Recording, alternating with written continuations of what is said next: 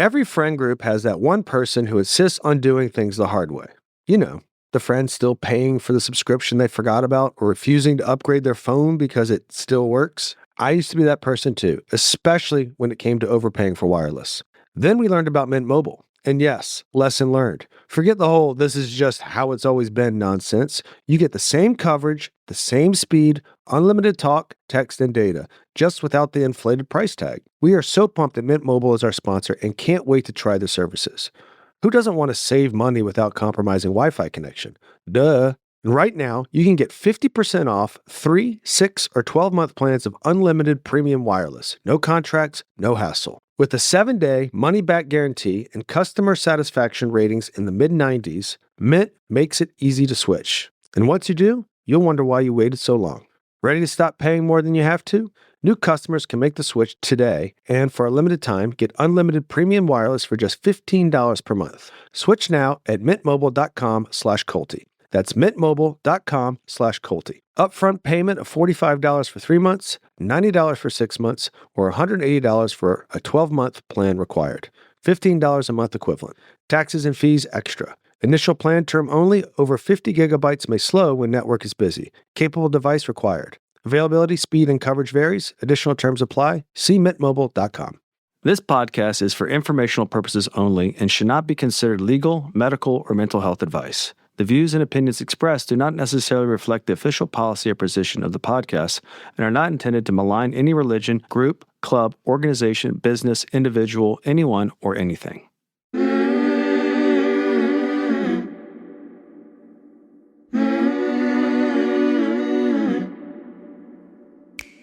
I'm Sarah Edmondson. And I'm Anthony Nippy Ames, and this is A Little Bit Culty. We woke up from a cult, and that journey was captured in The Vow on HBO and in my memoir, Scarred. Now, in this podcast, we break down the shame and secrets that make these experiences so destructive with honest conversations on how seemingly benign groups can cross into the cultiverse and how to spot and recover from trouble if it happens to you. Each week, we bring in experts, survivors, and whistleblowers to explore red flags, resilience, and even share a few laughs, because sometimes you gotta laugh. Subscribe to our Patreon for early and ad-free listening, some live Q&A, and exclusive content at patreon.com/alittlebitculty. Welcome to Season 8 of A Little Bit Culty.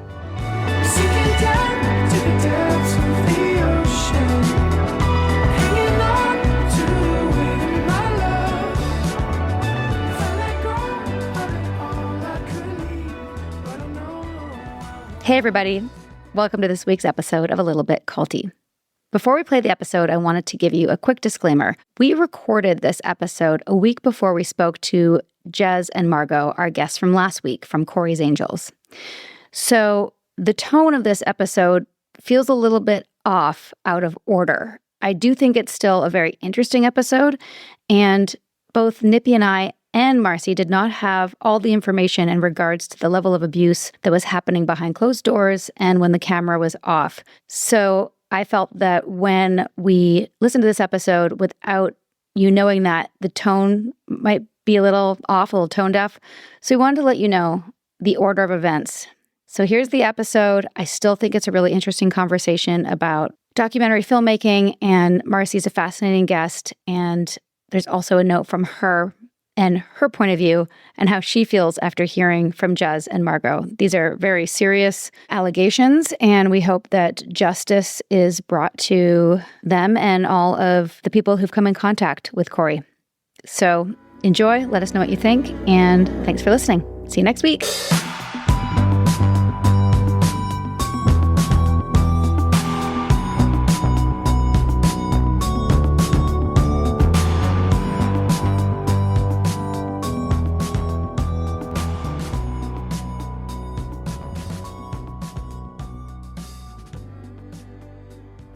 Hi, everybody. This is Marcie.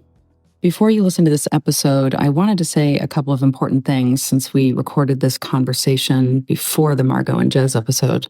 When I made this movie, I worked with the information and the access that I had at the time, but no filmmaker ever gets to see everything. So my understanding of these events is very much still evolving.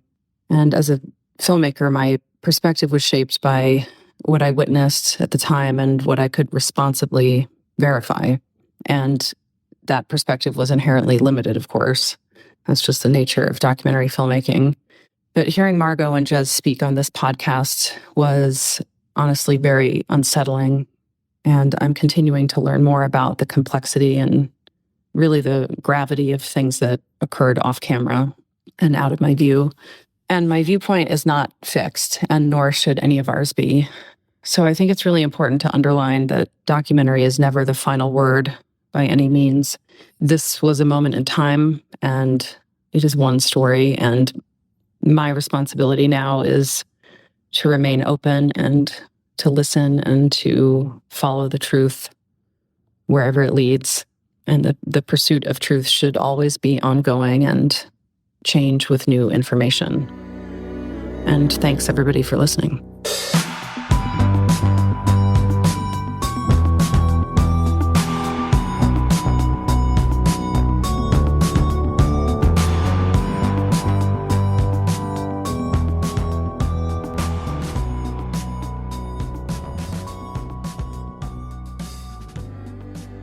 Marcie, welcome to A Little Bit Culty. Thanks, you guys. Hi. How you doing? I'm good. I'm so excited to talk to you guys. So are we. And we get a lot of requests for this podcast, a lot of things we've covered before, other things we've never heard of, and we have to research. For this one, and I got your email, I was like, yes, I don't need to research it. Yes, we need to do this episode. It's probably one of the quickest one booked. But what were you going to say? What's the title? The Lost Boy. Oh, yeah. The Lost Everybody Boy. Okay. loved the reference title. Yeah, it's beautiful. Yeah. So for those people who haven't seen the movie yet, we are going to recommend that they stop listening and go see the movie, because this is, we're hoping to be a little bit of a deep dive. Nice. For sure. Yes? I think that's wise. Yeah. Yes. I hope this is a deep dive. Yes. This podcast will be better. It'll be better for them, because we're going to be talking about things they won't have heard of, or they can listen to this and then go see the movie and whatever they want to do. Before we get into your background, what's the elevator pitch for this movie? Oh, that's funny. There are so many elevator pitches. There are so many ways of looking at it. I tend to think in my most high-minded self, I think it's about what happens to a person's sense of self when their whole life has been lived inside the kind of machinery of fame, and how messy it gets when somebody who sees himself as a victim also has real tangible power over other people. That's one of the ways I think about it. I also think about the fact that when people tend to expect either a takedown or a sort of vindication or sort of holding up into the light of a person. I think we expect films or series to be either one of those things. And this is neither one of those things. It lives in the middle. And there's a lot of struggle with that. I would say Mission that's accomplished great, for you? great Absolutely. And that was my experience. Yeah. Great. It's not like I felt myself a little bit pissed at him, very sad for him. I mean, it had the gamut of emotions, and I tried not to judge him. Great. Yes, I think that mix of emotions is necessary. I feel like that's what we want to be able to feel about all people. Yeah. Ultimately, we want to be able to accommodate these different feelings about people to understand that they're going to have complicated behaviors and still be able to feel sadness and empathy for someone and still look at their behavior and be able to step back and assess it without letting our own emotions completely take over our analysis or our observation. So maybe film lets us do that to a different degree, but it's very hard to do as people. Our emotions drive everything, but this at least gives us one degree removed where we can look at a larger picture and try and get some of those pieces together and start figuring out what to do with all of them. I imagine it impacted people generationally different too, because, I've known who he was since I was a kid. He's roughly my age. He's a little bit older. So seeing him almost kind of looked the way he looked too. Like he looks, like he's got the same face as he did, when he was on Stand By Me. So it's undeniable he hasn't changed physically. Be a little that less much. baby fat. Well, yeah, obviously. I mean, and his personality doesn't seem much different from that time either. Right. So yeah, his it's face kind is of very familiar, always. Yeah. So it was very yeah, sure. I mean, he's got a very recognizable face. I'd be curious as to hear people's reactions, say, from, my generation and people who maybe didn't know who he was and what the spectrum of reactions were. Yeah, certainly. I mean, I really resonate with that feeling. I see or have seen so many people just purely look at his face and have that that just almost like a familial feeling of connection with him, because he is, somebody says it in the film, part of their childhood, part of these feelings of growing up that are so fundamental and so hard to even put your finger on, and something that you want to remember and feel nostalgic about. So there's a complexity there too, when you start bringing all of these grown-up themes and problems into the recipe. You start to see some of the spectrum of reaction. I think there is a very deep connection to just seeing him and seeing a face that people recognize from their childhood, and seeing somebody that you recognize from growing up, and something you associate from being safe and seeing movies with your family. Yeah. Really, there's something so utterly kind of charming and wonderful and really safe about that. You certainly don't assume malintent. Oh, absolutely. And which I think, I don't know. Do you think he is aware of that? I think he's very aware that he is beloved for so many people. And I mean, that is the currency on which he operates through the world. People recognizing him and loving him in that very fundamental way, in a way that we don't even, we don't even need to articulate. We all understand what that is, to see someone that we recognize from something that's a time that's that pervasive in our lives. And we see that in the movie, in, that scene, especially after the gig in Omaha, when, all the fans are around him and really loving him in this incredibly pure way. And there is a true purity to that. I think that's when celebrity is at its best, when people just get to kind of celebrate that emotion of that connection to their childhood or whatever the emotions are that get brought up for them. I love that. And I do want to comment maybe later about what he gets out of that and his sort of hook or dependency on that. But first, because I meant to ask right at the beginning, what drew you to this project? I know you were with him and his group for 10 years. How did it start? Well, I didn't spend that whole 10 years with them, but I did spend quite a bit of time gaining access to this world. And there is something just visceral that drew me to want to pursue access in this world. And I think it's a lot of things. It is the world of fame, and someone who grew up in the spotlight like that and has to operate under that currency, or has continued to choose to operate in that world, but really only knows that world. And really just to see what he's done with it, and how he's continued to process that life, and really just the awe of what he's done with it. I mean, purely, there is something in me that just loves the extremes of behavior as well, and the things that we choose to do with our lives.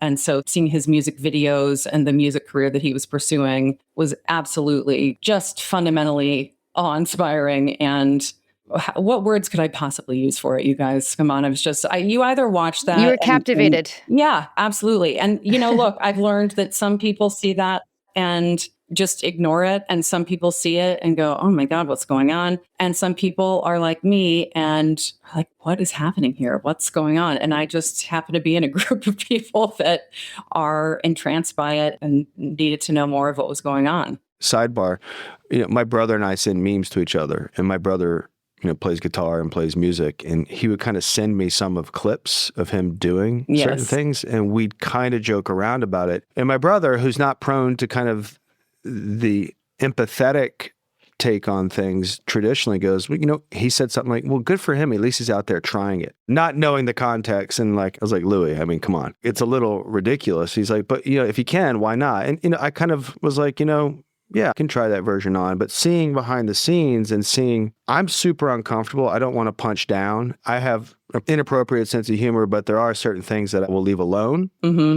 Articulating this and saying this to Sarah last night, it just seemed like, when he was a kid, he didn't have to have the talent that you have to have as an adult to be a box office draw. And I think as an adult, he's recognizing I have to have talent to make this kind of celebrity sustainable. And it seemed he was reconciling not having it. I don't know if that's true or not. I'm asking, that's kind of what I felt. I love to hear your opinion on it, because hearing you say that makes me feel like I never got to the root of that. I always remember this moment that I was filming with him in the RV on the very first part of the tour. And I said, "What do you see when you look out at the audience?" And he said, "Well, the first thing I see is people making fun of me." And to me, that was a revelation because I didn't even know at that point what he saw or that he saw those people. But he absolutely sees people mocking him and knows that's a component of the recipe. But I don't know how deep the observations go or the psychology goes or the self-assessment.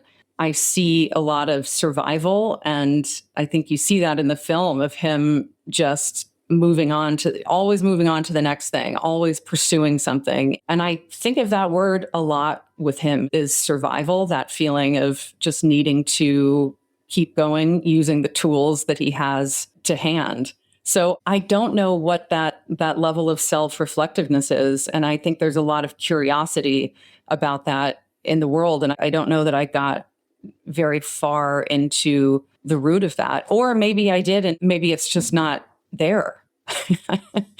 Not that I disagree, but that wasn't my main takeaway. Like I was more... It wasn't my main takeaway. Oh, okay. It was more in relation to like, I didn't necessarily think behind all that's what was going on until, and I'm not saying that's the main takeaway. I just felt like he's struggling to be talented, maybe, and struggling with that. Maybe talent's not the right word, whatever the struggle was. That's just my kind of assessment of it. I see it more as like he's in this bubble of non-reality, like his own world. And I see that a lot with a lot of child actors who start young that don't have any pushback about like what you can and can't do. I think that's the main point. It is child actors has been one category that certainly gets observed. And I think for some, maybe it's people in positions of some sort of power and fame can be one of these things where it distorts reciprocity or it becomes a kind of closed system of information at times. And there will be people who circle around and keep that information closed, that circle of information closed, so that the feedback becomes more of a feedback loop. And you're hearing information from people that just sort of support your vision. Maybe all of us do that to a certain extent. We look for people that are going to support what we are doing. And of course, people that don't see that or don't want to support us, we're naturally going to let fall away. I think that's probably a normal way to live. We're wired to seek kind of power and significance. And I think people that have the ability to gather a sort of entourage of any kind just have an amplified version of that. And so they are more, have naturally less criticism and less of that influence of those reality checks. Right. Being surrounded by yes men, or in this case, yes angels, yes women, right, yes girls, except for, and this is like, wow, what a powerful moment in the film when he goes on to be interviewed by Matt Lauer, and he's the first person who basically calls Corey out for his plan, and Corey feels ambushed, or what was the word he used? Lambasted. Lambasted, yeah. Versus, no, Corey, no, that's not lambasting. That's somebody.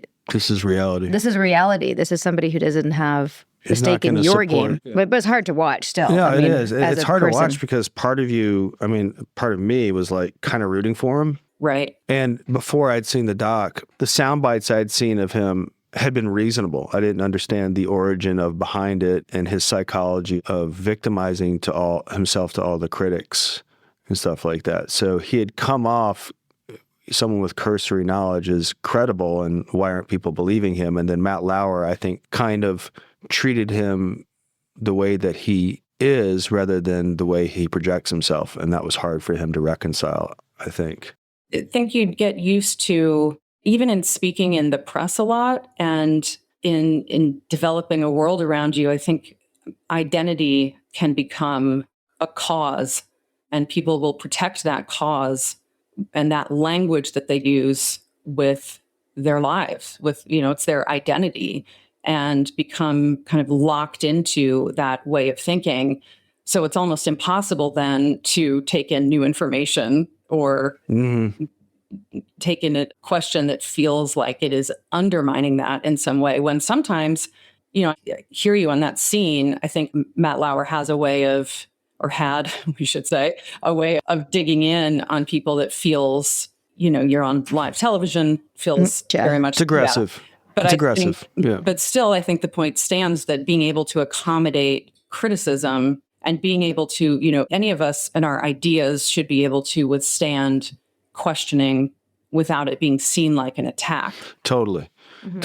Which is where it fits into certain categories, which I'd like to get into some of the tactics or some of the behaviors that are certainly problematic. I'm guessing that you specifically don't want to say like this is a cult. Like can we say what we see that's culty? Of course, yeah, you can say whatever you want. And I think the girls would very happily talk about that. I mean, I actually talked about that with Mark about, I come from a world where the attention is always on whether or not we use that word. And I actually think understandably we have to do that. And I think that's appropriate. At the same time, I often feel like that's such a distraction from the actual behaviors that we're looking at. And so I'm always very happy to qualify and say, I am not calling this a cult, but I'm very happy still to dig into behaviors that are interesting and need observation and analysis.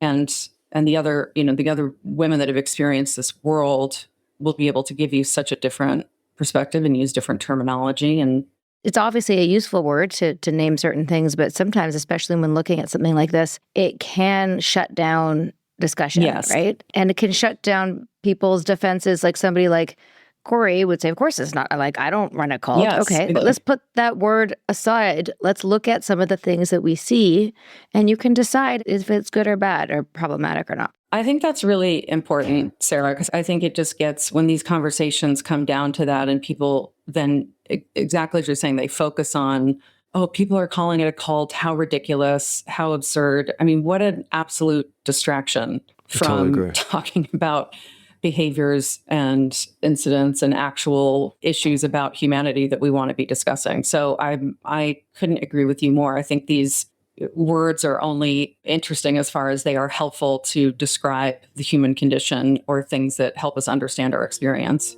Well put, yeah. Even cult podcasts need sponsors. Check out these must-haves.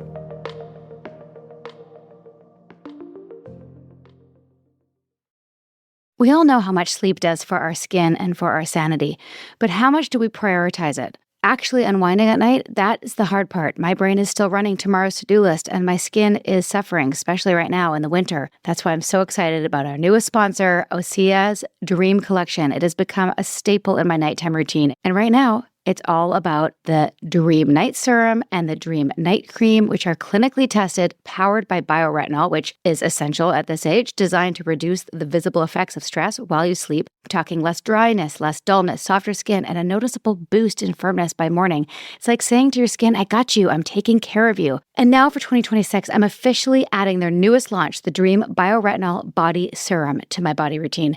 It's a restorative overnight treatment with bioretinol, red seaweed, magnesium, and lavender that visibly de-stresses skin, firms, smooths, and promotes that calm, ready for bed feeling. These are serious results, softer, more radiant skin by morning, and a bedtime ritual that actually helps you rest. This is body care that works while you sleep, and honestly, that's the dream. I'm obsessed. Give your skin a rest. Clinically tested skincare from Osea. And right now, we have a special discount just for our listeners. Get 10% off your first order site-wide with code CULTY at OseaMalibu.com. This is something that I believe we should all be doing for ourselves, taking care of ourselves, getting ready for bed at night, and taking care of our skin. Enjoy. When dinner time hits and your fridge is full of question marks, ButcherBox has your back.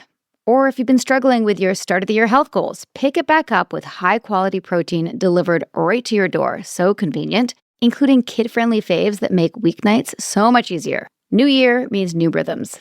And if you're dialing in your nutrition or just trying to eat a little cleaner, ButcherBox helps you stay on track with premium staples that work for the whole family. No separate meals required. Everything meets rigorous standards. No antibiotics, no added hormones, and clear, trustworthy sourcing. From a filet mignon night to tossing chicken nuggets in the air fryer, ButcherBox has it all. We loved what arrived this week. Beautiful ribeyes, skinless, boneless chicken thighs that I made into a teriyaki extravaganza from scratch, no big deal, and a roast that I'm going to save in the freezer for my mom to cook when she comes. All of this is so helpful to have on hand to reduce the whole mental load of what's for dinner. ButcherBox is for dinner.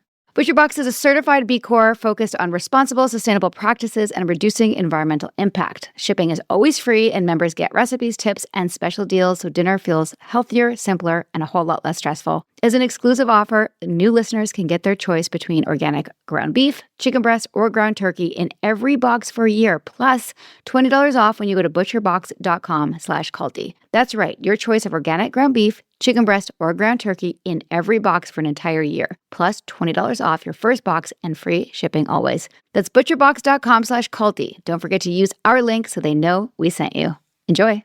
This episode is sponsored by BetterHelp. February can seem like everyone else has their love life perfectly figured out. The flowers, the big gestures, the highlight reels. But whether you're married, dating, single, or somewhere in between, maybe it's complicated, the truth is most of us are still figuring it out, us included. You're not behind, you're not broken, and you're definitely not alone. Therapy can be a really powerful way to take the pressure off and get clearer about what you actually want, what feels heavy, and what might be in the way of relationships you're trying to build, including the one with yourself. A little honest work can create a lot of forward movement. And you know we've had our fair share of therapy after getting out of Nexium. BetterHelp makes it easier to get started. Fill out a short questionnaire, and they match you with a licensed therapist based on your needs and preferences. They've been doing this for over a decade and have a strong match success rate. And if it's not the right fit, you can switch therapists anytime. No matter where you are in your romantic journey, therapy can help you find your way forward with more clarity and a lot more self-compassion.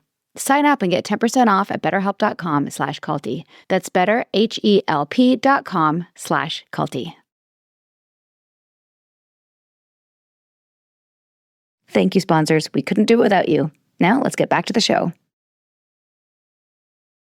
Also, it seems too like as you use the word over and over and over again, it tends to get co-opted and the definition changes a little bit. And if you can really stick to the specifics of the tactics being used, I think it's better off for everyone else. Yeah. Can we look at some of the things that we saw?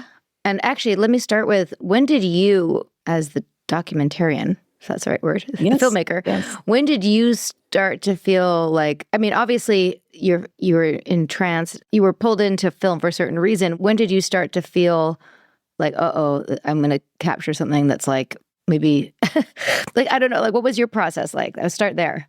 Sis, we'll talk to the girls later. It's really difficult for me to pinpoint it. I really think it is difficult and almost dangerous to look back with any sort of certainty because it was so long ago. But I do know that it was towards the very, very end of filming that things really opened up for me. I mean, when I did the final bit of filming with Darcy, who is the final woman who describes her experience having left, that was really incredibly profound and eye-opening for me. And having a conversation with her about, I mean, it was just a perspective shift for me of thinking, I mean, I only saw things through the access that I was given.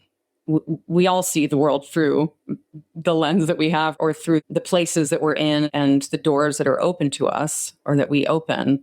But I think as someone who operates with a camera with them, people are obviously going to be very careful about what they show you. I think I broke through that a lot. I think I saw and was able to capture a lot of very real and raw behavior. But there's obviously a point to that. You know, people are not going to be sitting in front of the camera for the most part in life. They're not going to be, you know, exhibiting what they would consider their worst behaviors freely in front of a camera. So I had to really start thinking about what had happened and think about it differently. And that is still evolving. I'm still thinking about what was happening. So at the time, I think I was just really incredibly quizzical about what was going on. To be honest, I really saw it as a natural evolution of people that were willingly wanting to be involved in this tour and were willing to be around a very intense environment, a very intense person. I mean, even being on a tour bus, I had never been on a tour bus before. So even that environment, I don't know what it's normal. I don't have a baseline to know what it's normally like. So I felt to an extent, we were all sort of in it together a little bit and surviving and getting through it while I was on there. So nothing struck me as hugely, ring the alarm bells, something hugely terrible is happening here. And I've talked about it a lot with the women after the fact since the movie has come out. And I think each person's experience is so different and complex. I wouldn't want to characterize anybody else's experience. But I think for me, it's certainly, my view is certainly still expanding. But I think at the time I saw it through what you see is largely what my experience was. And you see my experience expand really through what I saw. I mean, you see Margot begin to speak about her experiences. And then at the end, you finally see Darcy, I think, illuminate a lot of another side of the experience. So you kind of track that. That's a long-winded way of telling you. Yeah. But all that said, he seems pretty comfortable throwing temper tantrums in front of you, which is... Yeah, it's funny. I don't know. How do those temper tantrums read to you guys? It's funny that they didn't spark in me. I think everybody sees those differently. And so to me, they weren't something to panic over, but I think for some people they really are. And I'm curious what you guys think of them. You're going through your lens and you're doing what a good documentarian should do, right? Which is to observe. Right? Isn't that sort of like the task? Certainly. Yes. Like the task is to observe without judgment, without interfering without judgment, for sure. And to present like this is what happened. Yes. It's not to slant. We certainly have a bias as cult survivors. Well, and I mean, I look at things like I just as soon as it started, I was like, oh, there they are being isolated. Here he is love bombing. Oh, there he is creating dependence. Oh, there's the gaslighting. Dangling promises. Saying it's about future success. Like all of those things in isolation. A musician, yelling at people because things aren't in place is, in a sense, it's like it's normalized. It happens. It's not like, oh, that's a cult, but just because he yelled at everybody. But the combination of those things is more, I think, like when Nippy says temper tantrum, it's like, yeah, stars in Hollywood are gonna have a temper tantrum if things don't go their way. That's normal. Is it okay? I don't think so. Well, that's for the individual to decide. Yeah. Right. That's a great way of, I think that's how I certainly felt at the time, is that everyone had signed up of their own volition. These were all smart women with agency, and they had decided, they had intentionality with what they were doing. And even now, I think I have seen this when, Jackie in particular, who has been making kind of reaction videos to the film, has said, that she doesn't want to be seen as a victim. And I think what I do see in those moments, I will say, is that you see the group start to run on the sort of emotional weather system of those moments. And there's sort of a shared, emotional arc of what's happening. And that is definitely what I felt at the time, and I can articulate a little bit better now, is this idea of a shared enemy of, the press and haters and Hollywood and betrayal and dark media, and all of that keeping the group kind of coherent, right, and outrage and cohesive. And outrage as a bonding agent, and conflict, that conflict with the outside world as a kind of fuel to keep things together. So the escalation to me in that intensity feels like it sort of happens in small steps, but it's also just part and parcel of that world. And I think it was always there, those very intense reactions to things. I think you see it even when the drummer quits, you see how emotionally charged that reaction is, and you see everyone kind of go along for that ride. Yeah.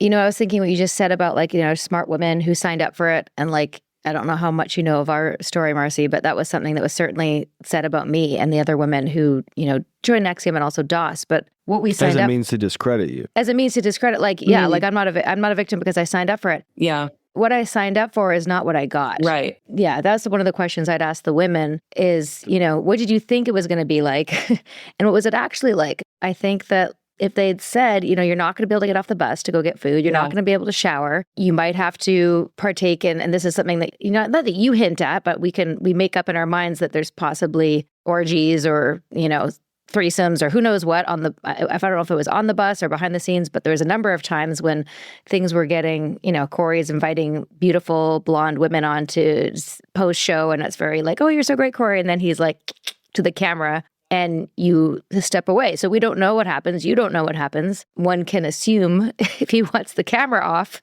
it's something he doesn't want to share. We extrapolate, right? But my point is, I don't know how much of that is true, right? We don't know. But I guess my question would be, did they get what they thought it was going to be? And if not, then that is a kind of a classic bait and switch, which is the underpinnings of a lot of culty or abuses of power things, right? And it would be hard for women to say no in those situations. I remember that's coercive control. I remember that argument. I remember that lawyer in your situation saying, to me, that was taking that argument to a whole other level of saying they signed up for this and they know what they're doing, and therefore there is no need for accountability for this other behavior, which is not, I don't think, quite the same as saying they are capable of making their own decisions of how to handle this situation, which is now what's happening. Each person that was in this situation is deciding how to handle it and did decide how they wanted to handle it, how to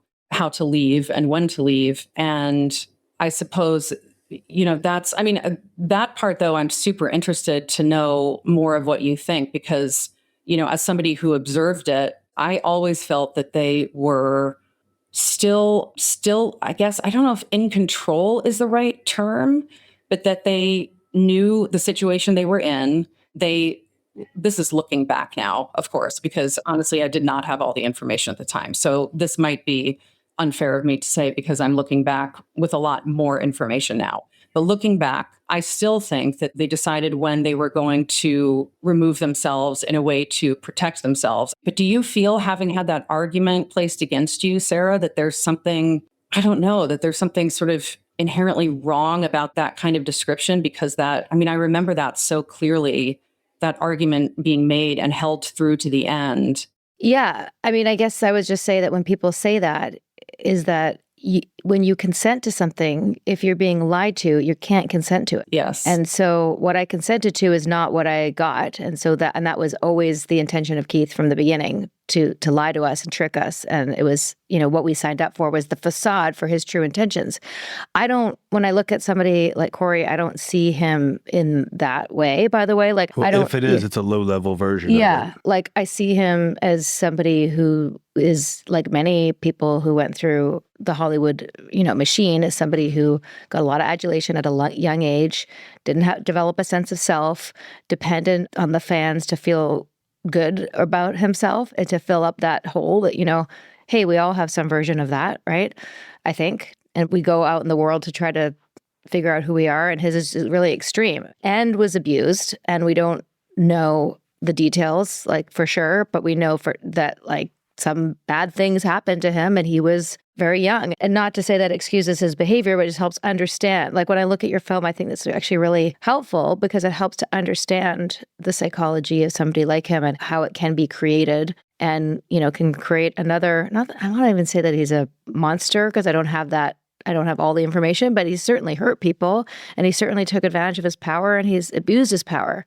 So I tangented. Did I answer your question? I'm grateful to hear you say that you're glad to see the story play out, because ultimately I believe very strongly in the value of seeing this story play out and seeing how things like that happen, how you feel that you're going along with a situation and you're part of it, and then suddenly things are maybe different than you think they are. And the evolution of that in real time, even if we're not seeing the entire picture, I think is very vibrant in this story. And so I do feel the value of that. I think I also just struggle looking back at reckoning with a lot of these things and understanding, because even in your questions, it's hard for me to remember what I felt at the time, knowing what I know now. And that's kind of not the point, honestly. The point now is for me to get the film out and show people that story and also to open the door for further conversation and using what I have captured for analysis and enjoyment and for other people to tell their stories and whatever else may come of that. Thankfully, there were many ways of just walking away. There's one drummer, bassist who like quits. And she was done. Yeah. She was done. Yeah. Not what I signed up for. Yeah. And actually, sorry, I don't remember who it was, but one of the women didn't tell anyone that she was leaving and she just left, which is also very telling that there's no like, I want to sit down and have a civil conversation. She felt that she couldn't have a civil conversation. She left in the night, didn't leave a note. Oh, no, left a black vibrator. Dildo. Okay. That sends a message. It's important to also note it's case by case. Yeah. So that's what I was going to say. That exactly, case by case. Then there's somebody else who replaces her, I believe, and if I got the timeline wrong, but she's on the tour bus for a short time. They get strip searched for drugs. And she's like, fuck this, I'm out. I think that's an important point. It is case by case. It totally depends on somebody's upbringing. Somebody, like, do they have somewhere else to go?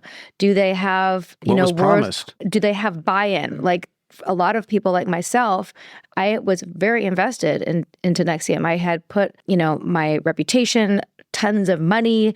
I had a lease that was like $6,000 a month. Like I had money invested and was like, it's like the good outweighed the bad. The good outweighed the bad till it didn't. So for women, and also probably somebody like his wife, she's more invested. She wants to make it work. She's got to make it work. They got married. This happens in relationships too. So I think that the woman who was there for like a minute, and then not a minute, but a shorter period of time, she doesn't have the same buy-in, right? She doesn't have the same sunk cost fallacy. So I think there's less for her to lose if she leaves. Yeah.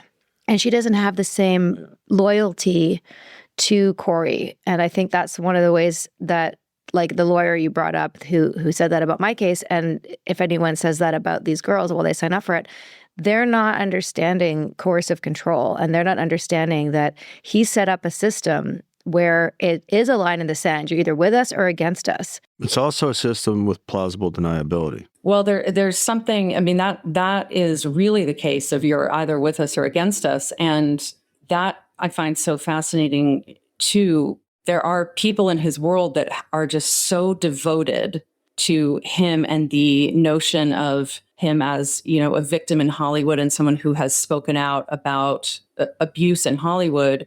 But it is incredible the behaviors that some of the folks in that camp will do and the lengths they will go to. There's somebody who does PR for him who has behaved so unethically and so terribly, and don't even want to identify them by gender, but this person used multiple fake Facebook accounts and YouTube accounts and I'm very lucky to have good friends in cybersecurity to help confirm this stuff. But this person would just harass us and blast the most terrible things on our personal pages and make extraordinary criminal allegations against us. And that is all in defense of Corey, with this idea of how dare you make this film? How dare you make something that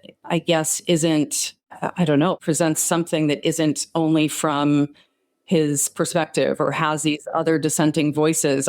It's extraordinary to imagine.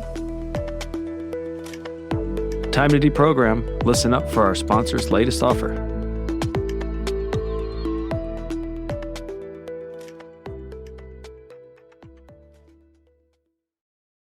One thing I'm proud of this year is I'm still wearing my favorite pieces from 2025. And honestly, that's kind of the whole point with Quince. They're all about elevated essentials that feel effortless. That's right, effortless. Pieces designed for layering, mixing, and actually living in. Not trends you're over in 6 months. No, not me. Quince really nails the wardrobe staples with qualities that last. Think 100% organic cotton sweaters, premium denim with stretch that's comfortable all day, and those cotton cashmere blends that are perfect when the seasons in Atlanta can't make up their mind. These are the pieces you reach for on repeat. Quince works directly with safe, ethical factories and cuts out the middleman. So you're not paying for brand markup, just genuinely high-quality clothing, European linen, organic cotton, beautiful fabric, and thoughtful details. I just got a new pair of pants. Like pants, not sweats, which are my regular go-to. It's like wearing butter around your buttocks, as Forrest Gump would put it. You want a pair? You can order some too. Ultra stretch 24/7 smart chinos, athletic tapered, of course. Refresh your wardrobe with Quince. Go to quince.com/culty for free shipping on your order and 365-day returns. Now available in Canada too. That's QUINCE.com/culty to get free shipping and a 365-day returns. Quince.com/culty. As all champions know, hydration isn't just about drinking more water. It's about getting the right minerals at the right time. When hydration is off, stress goes up, energy drops, and recovery takes a hit. That's why I've been into Peak's Deep Hydration Protocol, a simple day-to-night system that actually supports your body around the clock. Enlighten our audience with my routine, Sarah. Well, Nippy, morning starts with BT Fountain, a luxury hydration reset with hyaluronic acid, ceramides, and chelated minerals that deeply hydrate, smooth your skin, and give you that clean, steady energy. No, Nippy, this is not a sports drink. It's a targeted, beauty-forward hydration. Well put, Sarah. At night, RE Fountain is the restore step. Advanced magnesium that helps calm your nervous system, support deeper sleep, and real overnight recovery. And you know how much we like our sleep over here. Peak is where spirit meets science, if you will. High-performance wellness with upgraded botanicals and minerals. This year, skip the generic electrolytes and commit to hydration that actually delivers. FYI, we have been using Peak long before they came on board to sponsor us, so we are thrilled. We have now been doing the hydration protocol for over a month, and we love the flavors and this fun new addition to our health routine. Commit to intentional health. Unlock 20% off and establish your powerful foundation for sustained well-being at peaklife.com/culty. That's PIQUE life.com/culty. This is hydration redefined. Try it and glow from the inside out. You really are glowing, Nippy. On A Little Bit Culty, you hear about how hard it can be to spot red flags and know when to ask for help. The same goes for caring for a parent or loved one. It's a big shift when the person who raised you now needs support. With Care.com, you don't have to do it alone. Find background-checked caregivers through Care.com for anything from companionship to dementia care. You can even browse senior living communities, read real reviews, and schedule tours. If you're not sure what's best, Senior Care Advisors, who are all master's-level social workers, can help you build a plan that fits your family. 29 million families have turned to Care.com to find care that works for them. For a limited time, use the code POD20 for 20% off your initial Care.com subscription. That's POD20, all one word, good for 20% off. Start your senior care search today. When it's not you, it's Care.com. It's Care.com.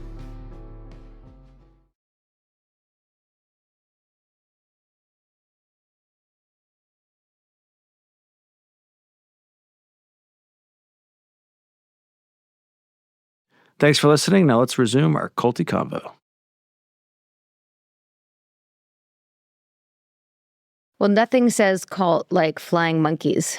And I'm not sure if you're familiar with that term, but that's classic flying monkey behavior. And really, if this person, man or woman, is saying you can't dissent, you can't do anything other than put Corey on a pedestal, it's classic. You know, if you can't question, you can't have alternative views. Yep. It's textbook. And, you know, again, that's our lens. We see things through this. We're taking all sorts of notes of like, oh my God, he's controlling all these things about their lives. Of course, it's, again, we don't have to say cult. It's not a good environment for people. Right. It's not a healthy environment. Right. We have to be able to talk about things, question things, have conversations. You know, if you have criticisms about anything, I mean, these have to be able to happen in an open, grown-up way. Yeah. And anonymous. When do you think he went from willing subject to, I don't want this out there? I simply think when he decided to make his own documentary, he just decided that he was done and it just was no longer useful, I believe. And that's very sad to say because obviously he knew that I had invested a lot of time and money into filming. And I don't know what he expected. From his reaction now, I suppose he expected that I would just not make the movie or finish the movie. But I had invested so much. So when he went off and decided to make his own film, that was sort of it. And it was a pretty sharp cliff drop off of access and communication at that point. And he did see it, but walked out early. Is that accurate? Yeah, he watched almost all of it and didn't quite finish it, but really watched almost all of it. And that was that. Did he see the scene at the end where his ex was it? So just to clarify, the girl, Darcy, were they in like a polyamorous relationship? Because you called Darcy the girlfriend, but yeah, she was their girlfriend. And I don't know what terminology they use for their relationships, but they certainly called her their girlfriend. Okay. Because that was probably the most pivotal, as you said, it's a very transformative scene, and for yourself and for the viewer to kind of like put a little bow on it anyway, to say, well, she didn't recognize how problematic it was. And keep in mind, there's this amazing scene where she's in it still saying like, well, people say it's in a cult. I'm in a cult. Great. Like, I love this cult, which is, by the way, every cult. And we had that too. I said, this is a cult of happy, successful people. Until you see the bad thing. Until you see the bad thing. So she sees the bad thing by being around people who love her and care about her and who are more normal. And she has that juxtaposition and can say, oh, that's healthy and that is not healthy.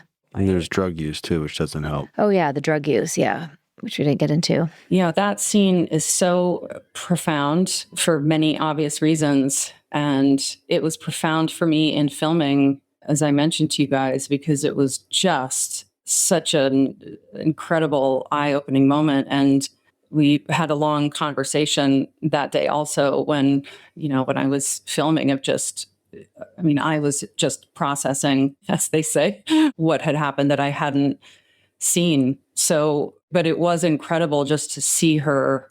I mean, she looks so different. She really looks She like did a look different. person.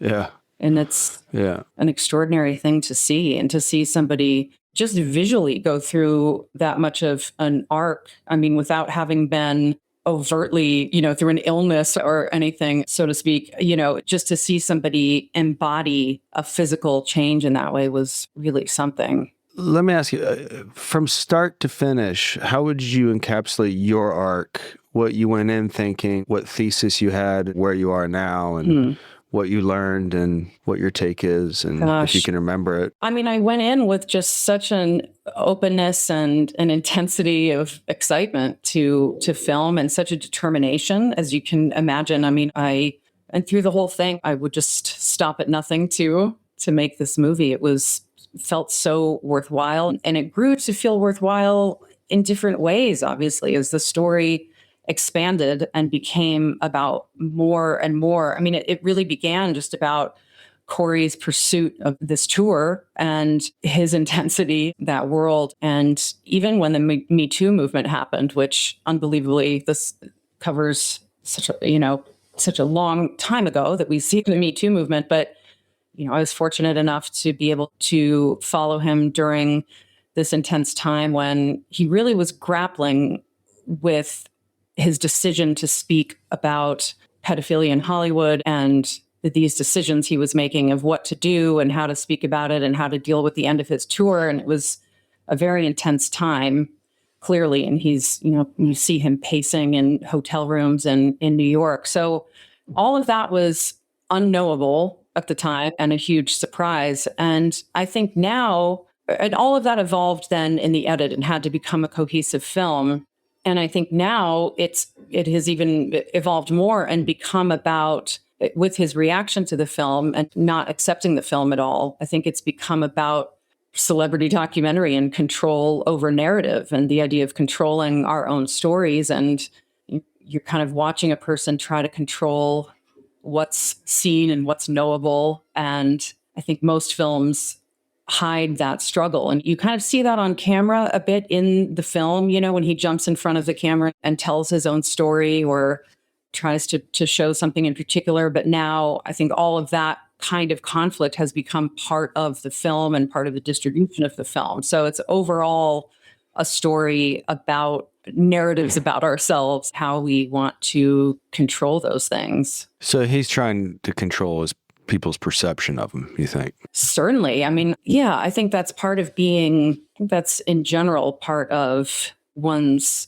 for a lot of people, I think that is life as a celebrity, is controlling what's in. Yes. And it's interesting too, because I think in terms of groups and systems of behavior, I think you see that it can create this world and this system, that a system that can kind of produce that harm while every person maintains a self-concept of goodness and safety while the system kind of continues on. And so I think about that with, the employees, I was mentioning, and anybody kind of involved in that world. I think, it feels like there's a safe sort of system around that's been established, because it's like, here's this iconic, famous person that people know.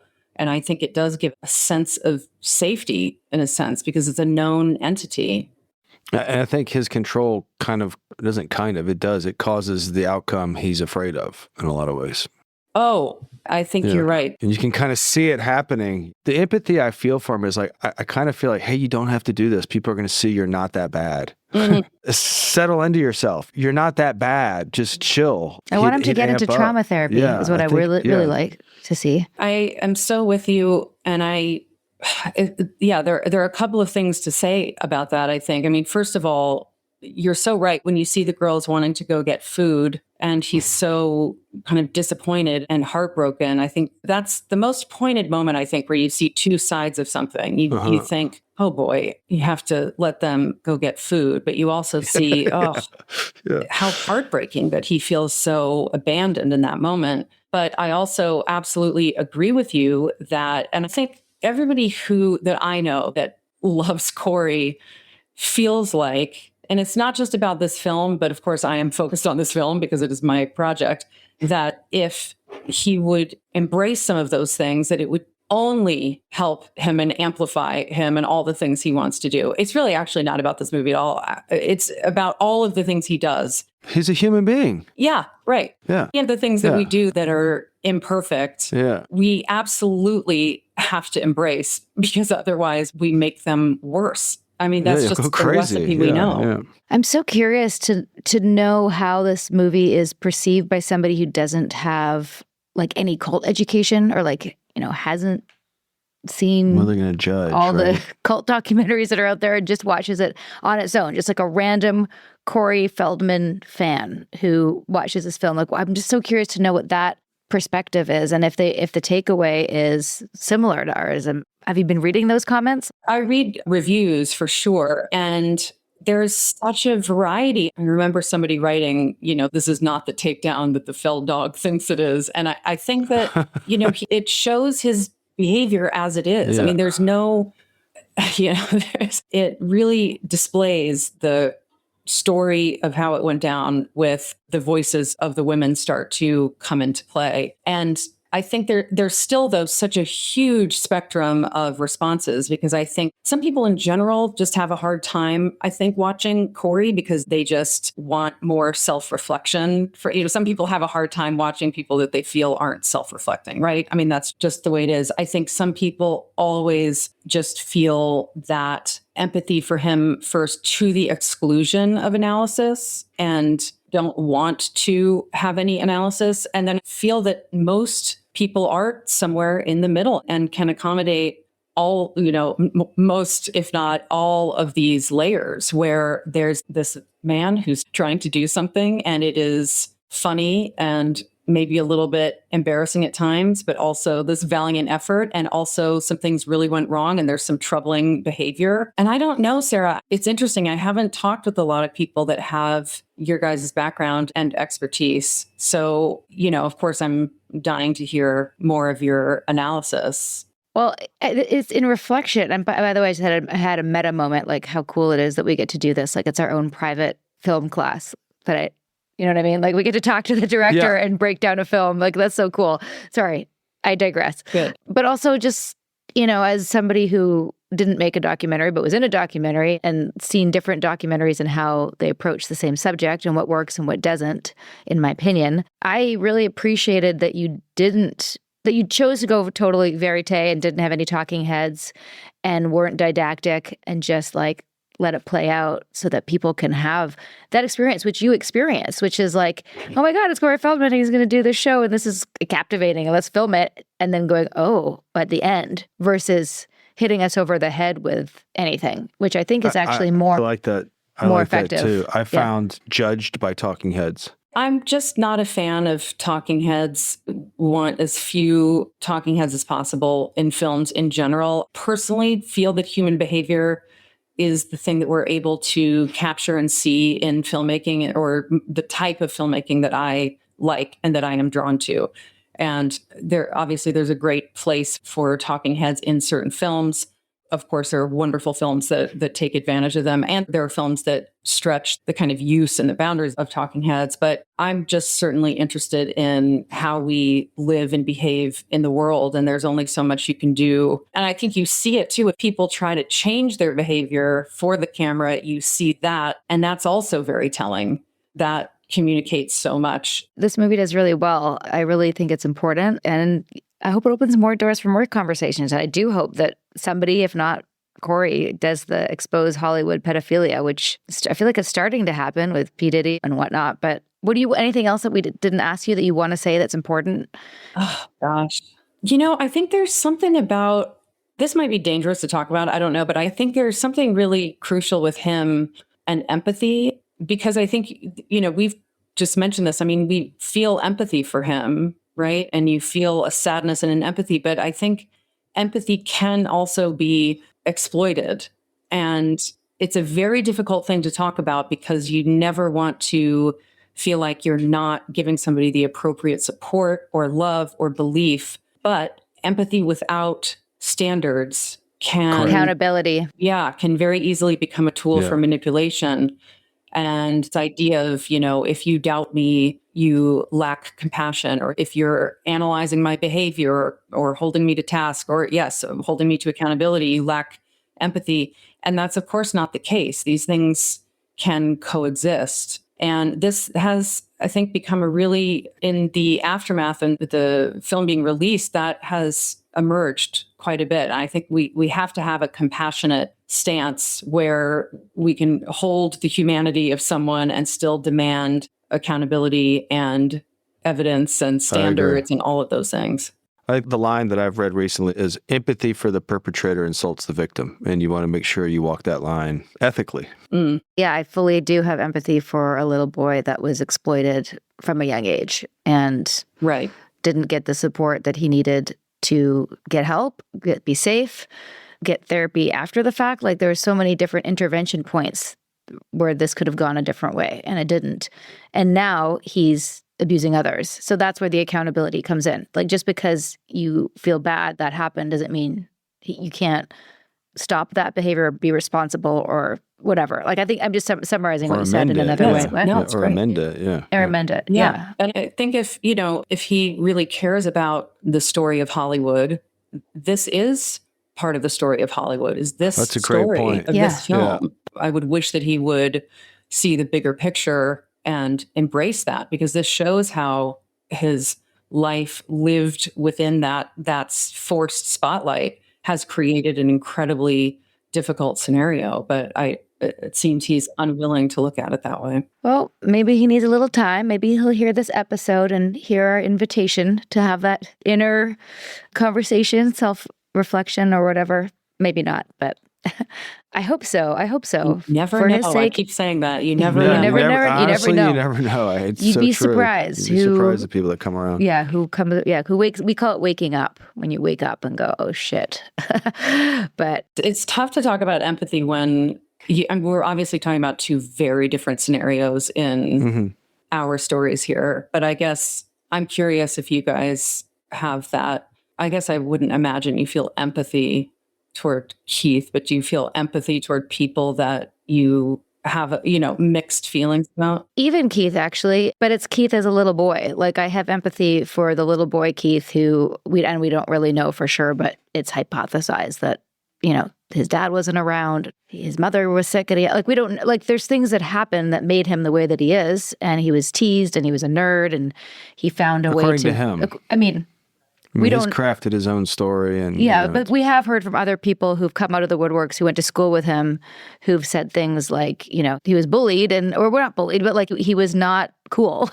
And he found a way to get power at a very young age. So I do feel empathy for him as the little boy who's struggled and went to the dark side, It's sad that people like that exist too. Yeah. Like, I think he's where he belongs. Yeah. I don't have empathy for him right now. I guess exactly what he deserves. And he certainly hasn't changed his narrative, so it doesn't. Yeah. The empathy doesn't do. Yeah, it might feel a little differently if he was like, if he owned anything that he did, like I might be like, yeah, I'm glad that, look at you growing, Keith. But no. Do you think he could change his mind and own any of his behavior? I don't know. It takes a really strong person about these types of personalities. Yeah. It's the hardwiring thing. They don't. And I mean, that's a whole other episode, Well, and yeah. a whole other analysis, and a whole nother. The short answer is no. I hear you. We'll see. You never know. I think we know this one. Yeah. I hear you. I absolutely hear you and agree with you. And then I've also been so surprised in life before, but I also think with certain personality types, it's the trickiest end of the spectrum of that hopefulness for sure. If you're interested, I could throw you to our episode with a guy named Dan Shaw who just nails the psychopathy of that person. And then Dr. Ramani, who talks about the malignant narcissist. She really goes into the personalities, what they're about, how they work, how they operate. They're kind of cyborgs. She might be a good podcast for you to go on as well, by the way. Ooh, that would be great. She would be, because she could give you an analysis of... Let me know if you want us to do an intro. And I'd be interested to hear that too, because imagine her take might be a little bit similar to ours. Are you in California? I live in LA, yeah. You live in LA? Yeah, I did her podcast in person 3 years ago. A couple of years ago, but Great. in LA. So that would be great. I'd love for you guys to meet. I bet you would love this movie.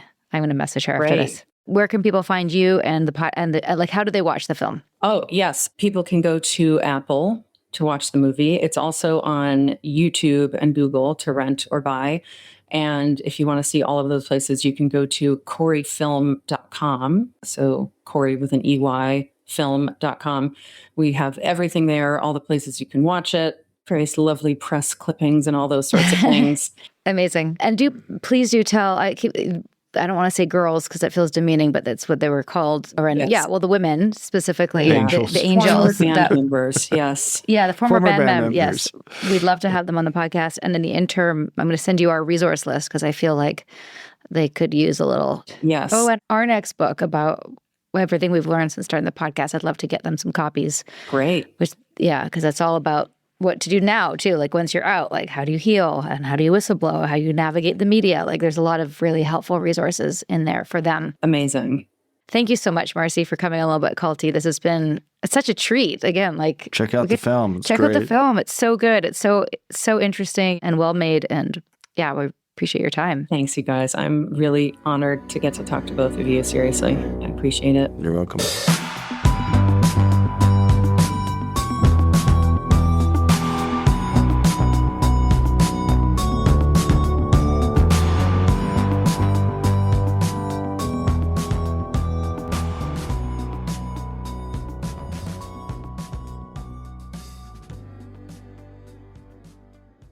Thanks, everybody. That was a one-parter, as you probably noticed. That means this Thursday, we are going to have a very special bonus. We did a live Q&A over on Patreon for our Patreon members last week, and it was so great. We are going to release it here as a bonus for y'all as well. NXIVM nerds. This is a real treat for the NXIVM nerds. NXIVM nerds, beware. Mark Headley from Scientology is back for a casual Zoom chat with our Patreoners, and you can have a little listen as well. We hope you enjoy it. Deuces. Let us know what you thought of this episode, and take care, y'all. Sinking down to the depths of the ocean, hanging on to the wave of my love. If I let go of it all, I could leave, but I know I